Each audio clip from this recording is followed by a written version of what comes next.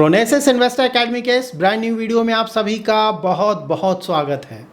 पिछले कुछ समय से हम लगातार डिस्कस कर रहे हैं कि स्टॉक मार्केट्स गिरेगा और ये गिर भी रहा है और आज भी स्टॉक मार्केट्स गिरा है। और अगर आप इंडिविजुअल स्टॉक्स पे जाएंगे, स्मॉल कैप और माइक्रो कैप के स्टॉक्स पे, तो वहाँ पे ब्लड बाथ हुआ है। 5% 10% से इंडिविजुअल स्टॉक्स गिरे हैं। अगर आप खुद का इक्विटी पोर्टफोलियो बनाना चाहते हैं और उसे खुद से मैनेज करना चाहते हैं तो उसके लिए आपको खुद का इन्वेस्टमेंट नॉलेज बढ़ाना होगा और उसके लिए आप हमारा educational YouTube channel Phronesis investor academy subscribe कर सकते हैं। मार्केट्स क्यों गिर रहा है, यहाँ से क्या और गिरेगा, तो देखिए मार्केट्स क्यों गिर रहा है इस पर हम कई बार डिस्कशन कर चुके हैं। सेम फैक्टर्स हैं, कुछ अलग से कुछ नहीं हुआ इस दुनिया में जिसके कारण आज मार्केट गिर रहा है या फिर नियर फ्यूचर में भी गिरेगा। सेम ओल्ड फैक्टर्स हैं।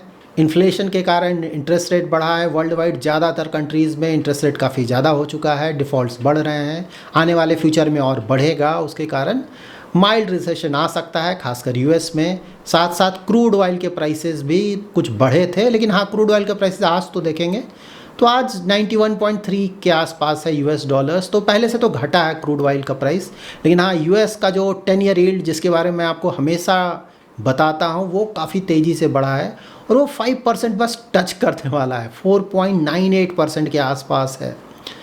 तो लेट्स सी आज ये 5% क्रॉस करता है कि नहीं, लेकिन हाँ, वो बिल्कुल 5% के आसपास चला गया। 5% एक साइकोलॉजिकल लेवल है, ऐसा नहीं 4.98 और 5% में कोई बड़ा डिफरेंस है, लेकिन वो साइकोलॉजिकल एक लेवल है। अगर वो क्रॉस करता है तो ना इस यूएस मार्केट शायद और गिरे और फिर इंडियन मार्केट्स भी गिरेंगे। So let's see. So overall अगर आप इंडियन इकोनॉमी को देखें तो चीज़ें रिलेटिवली बहुत अच्छी हैं, कोई मेजर प्रॉब्लम नहीं है। हमारे लिए जो मेजर प्रॉब्लम आ रहा था वो आ रहा था क्रूड ऑयल का, बट फॉर्चुनेटली फ़िलहाल तो क्रूड ऑयल नीचे गया है। 95 यूएस डॉलर्स के आसपास ट्रेड कर रहा था ब्रेंट क्रूड, जो कि घटकर अब 91 के आसपास आ गया, जो कि बहुत बड़ा पॉजिटिव है। लेकिन फिर भी मार्केट्स तो डाउन है। मोस्टली ये हो रहा है बाहर जो इश्यूज़ चल रहे हैं, एफआईआईज़ का पैसा निकल रहा है उसके कारण। देखिए एफआईआईज़ में बहुत सारे ऐसे इन्वेस्टर्स होते हैं जिन्हें कि सेफ्टी रिलेटिवली ज़्यादा पसंद है। तो अगर यूएस में उन्हें 5% का गारंटीड रिटर्न मिल रहा है बिना किसी रिस्क के, और इंडियन मार्केट्स वोलाटाइल है, नीचे जाने के चांसेस ज़्यादा हैं, वैल्यूएशन ज़्यादा है, तो फिर रिस्क क्यों ले। तो इसीलिए कुछ पैसा वहाँ जा रहा है। लेकिन हाँ, ऐसा नहीं कि सारे इन्वेस्टर्स जा रहे हैं, सारे इन्वेस्टर्स जाएंगे। जिन्होंने लॉन्ग टर्म के लिए अपना पैसा इन्वेस्ट किया एफआईआईज़ ने, वो ऑफ कोर्स बने रहेंगे लॉन्ग टर्म में। यहाँ बहुत अच्छा पैसा आएगा, मीडियम टर्म में भी बहुत अच्छा पैसा बनेगा। लेकिन हाँ, कुछ का शॉर्ट टर्म का पैसा है जो कि अननेसरी रिस्क नहीं लेना चाहता, तो बिल्कुल वो चाहेगा कि भाई यूएस में पैसा इन्वेस्ट करें, 5% का गारंटेड रिटर्न है, क्यों टेंशन लेना। तो उस मामले में कुछ एफआईआईज़ का पैसा इंडियन मार्केट से निकल रहा है। ओवरऑल जो भी प्रॉब्लम्स आ रहे हैं फ़िलहाल, तो वो बाहर के मार्केट के कारण ही आ रहे हैं। इंडिया में एज सच ऐसा कोई मेजर प्रॉब्लम नहीं दिखता है।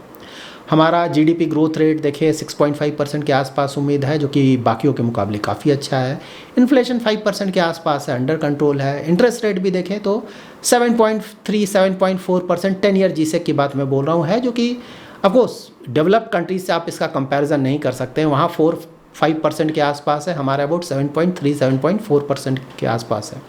तो उनका अगर आप इंटरेस्ट रेट देखेंगे तब तो आपको लगेगा अरे हमारा इंटरेस्ट रेट बहुत ज़्यादा है, लेकिन ज़्यादा नहीं है। हमारा जो क्रेडिट रेटिंग है हमारे कंट्री का, इंडिया का, वो है BBB-, लोएस्ट इन्वेस्टमेंट ग्रेड। उनका क्रेडिट रेटिंग है AA+, AAA। तो बिल्कुल डिफरेंस होगा ना यील्ड में, तो वो डिफरेंस है। उनका क्रेडिट रेटिंग बहुत ज़्यादा अच्छा है।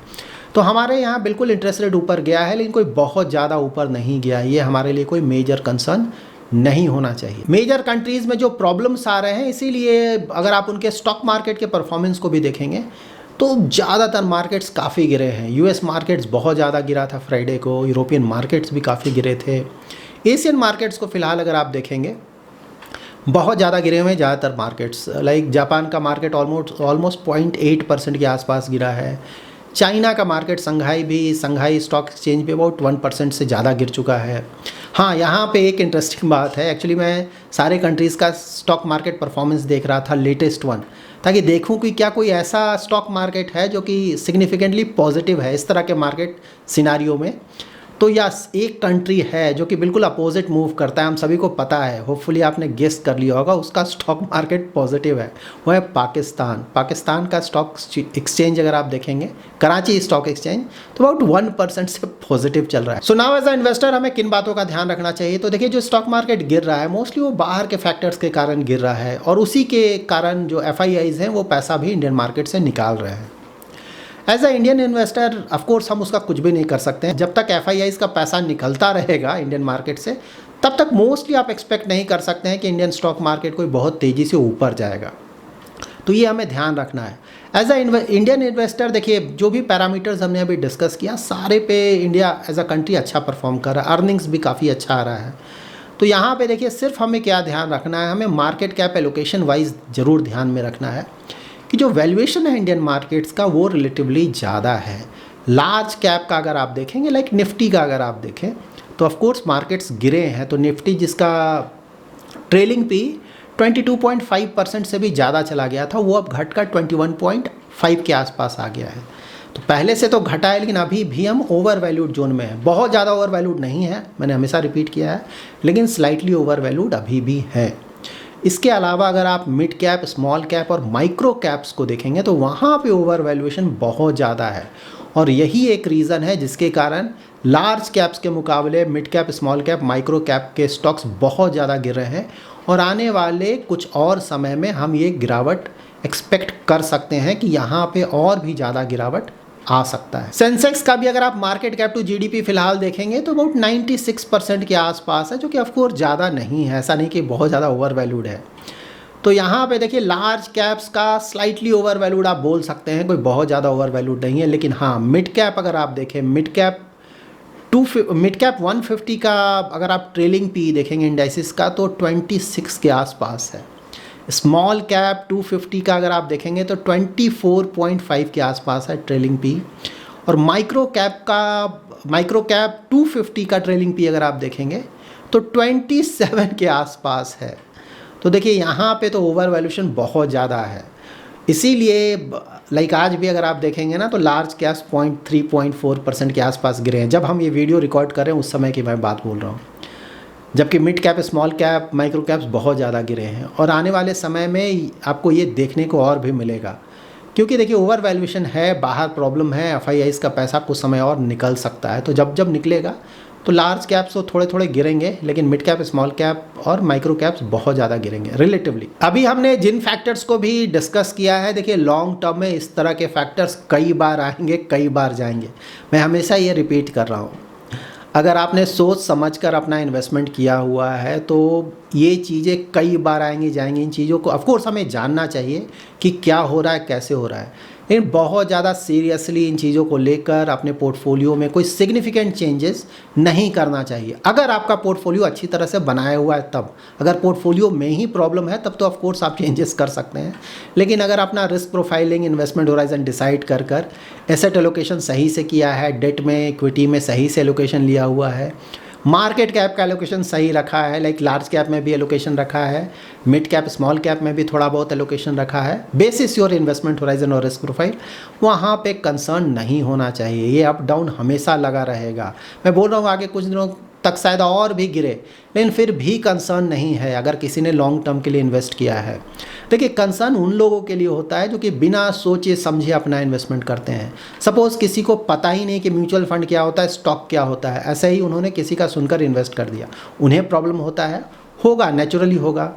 उसके बाद वैसे लोग जो कि बिना सोचे समझे 100% सो कॉल्ड स्मॉल कैप में, आजकल बहुत सारे इन्वेस्टर्स आपको ऐसे मिल जाएंगे, मैं 100% स्मॉल कैप में इन्वेस्ट करूंगा क्योंकि लॉन्ग टर्म में बहुत ज़्यादा रिटर्न्स आएंगे। बिल्कुल सही बात है, हो सकता है आपको लॉन्ग टर्म में ज़्यादा रिटर्न्स आए, लेकिन लॉन्ग टर्म तक क्या आप टिके रहेंगे?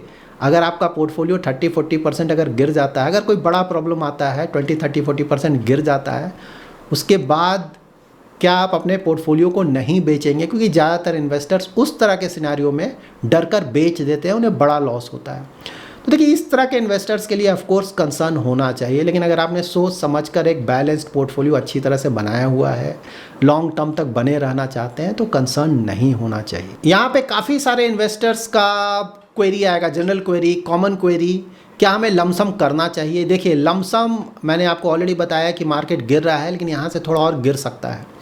तो बिल्कुल अगर किसी के पास पैसा है, basis your investment horizon risk profile आप डिसाइड कर सकते हैं, थोड़ा बहुत इन्वेस्टमेंट बिल्कुल किया जा सकता है। मार्केट तो गिर रहा है, और मार्केट जब भी गिरता है थोड़ा बहुत इन्वेस्टमेंट करते रहना चाहिए। किसी का टॉपअप है तो बिल्कुल किया जा सकता है, लेकिन अगेन कोई बहुत बड़ा पैसा एक साथ इन्वेस्ट करने का मतलब नहीं बनता है, क्योंकि यहाँ से थोड़ा और गिर सकता है।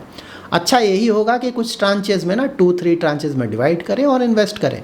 इन्वेस्ट करते रहना चाहिए। देखिए कुछ इन्वेस्टर्स ऐसे हो सकते हैं कि मार्केट गिर रहा है तो डर कर अपना इन्वेस्टमेंट ही बंद कर देंगे। ये बिल्कुल भी सही तरीका नहीं है इन्वेस्टमेंट करने का। देखिए मार्केट जब गिर रहा है तब तो इन्वेस्टमेंट हमें करना चाहिए, क्योंकि तभी आपको अच्छे वैल्यूएशंस पे, अगर आप स्टॉक्स में करें तो स्टॉक्स मिलेंगे, और अगर आप म्यूचुअल फंड में करें तो अच्छे एनएवी पे आप अपना इन्वेस्टमेंट कर पाएंगे।